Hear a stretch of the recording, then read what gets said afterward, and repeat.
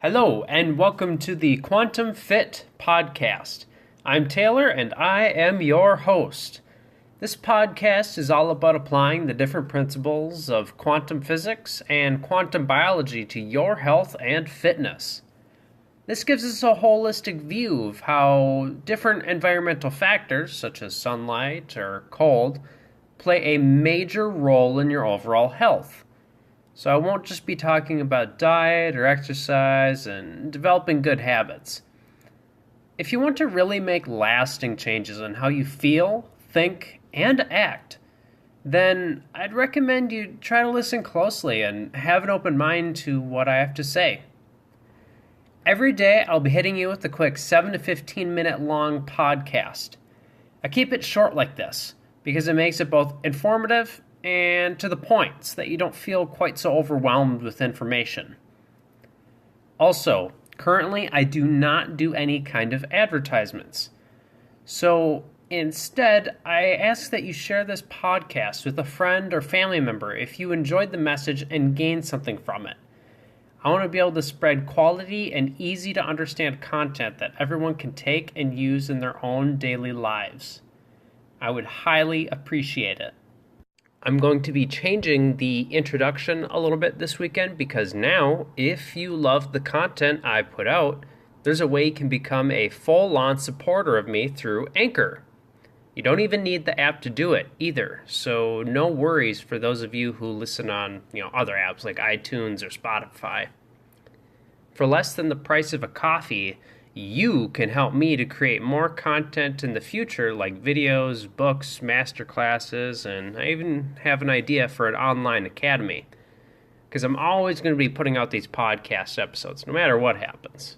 But supporting me, again, allows me to start to work on putting out those future content pieces. I'll post a shortened link in the description of each podcast from now on.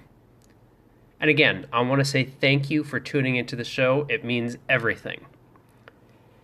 Now, continuing on from yesterday's podcast, let's dive more into structured water and how it directly relates to vitality in us and, all living beings.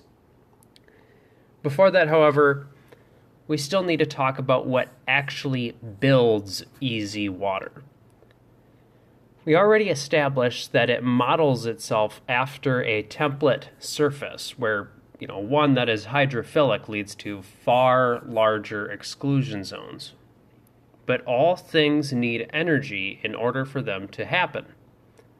There's no free lunch in thermodynamics. So what builds it? Light. Small amounts of visible light are enough to actually build the EZ, which I thought was pretty surprising.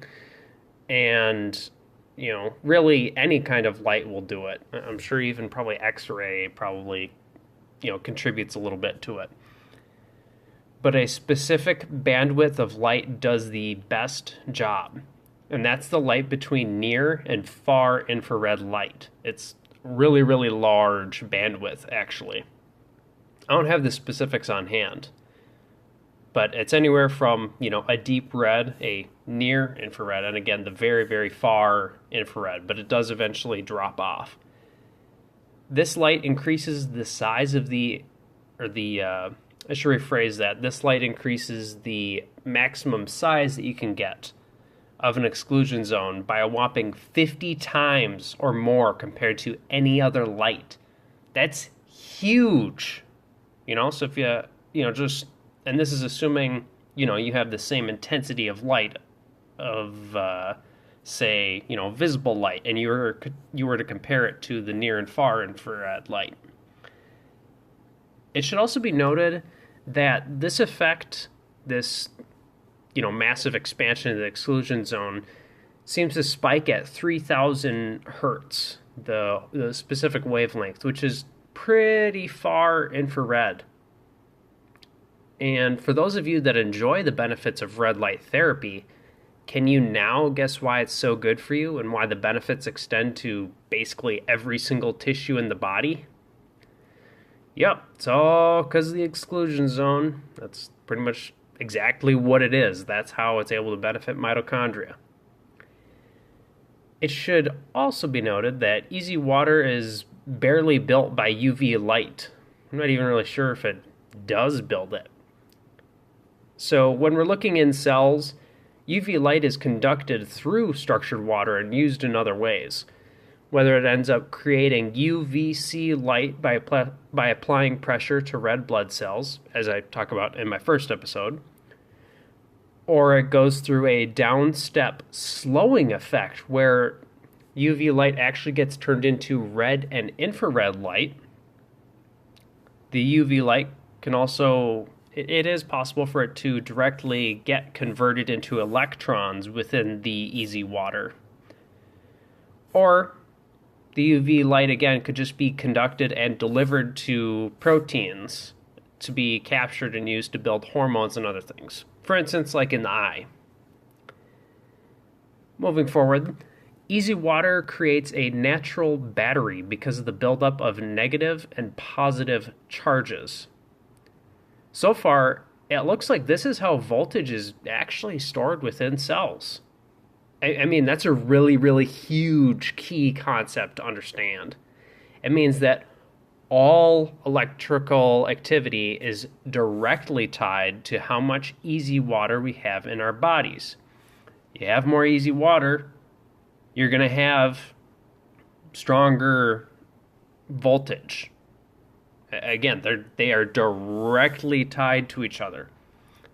Now, if we relate this way back to my podcast on electromagnetism and healing, we can gain even more understanding. If a damaged part of the body generates a strong positive charge initially, that must mean that there is a strong buildup of not easy water, but that positively charged water that normally sits just outside of the easy.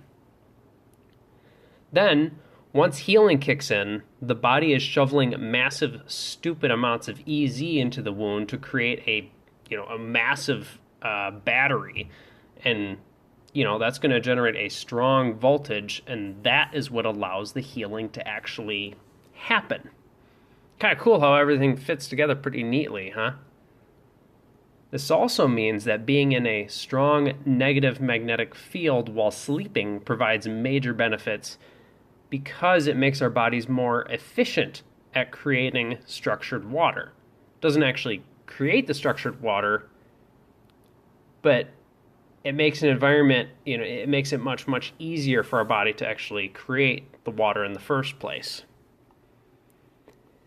All of this means that diseases are generally diseases of not just low voltage, but low structured water. I'll talk more about this in a later episode, but this ties directly into why we shouldn't think about food in terms of biochemistry. Instead, think quantumly. Foods all fall somewhere between containing a lot of structured water or almost none at all. Foods with the lowest amounts of structured water are processed as all hell. Most conventional foods that come in a box, like cereals or something like that, snacks or sweets, candy, chocolate, whatever. Again, conventional chocolate.